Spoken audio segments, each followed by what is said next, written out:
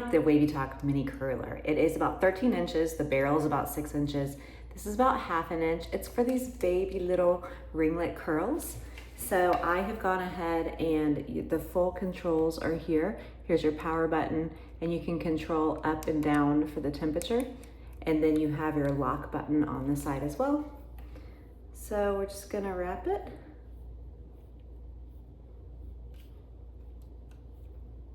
It does have that cool tip on the end as well. Hold it to 10.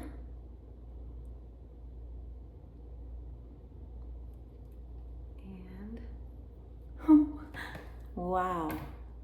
Yeah, it definitely worked. So that would be your little tight curl if you like the really micro curl, or we can use the whole one if you want like a longer. But I can really see pulling those back would be so cute. Yeah, works great. So if you're in the market for a micro curl, I would say this Wavytalk is working fantastic.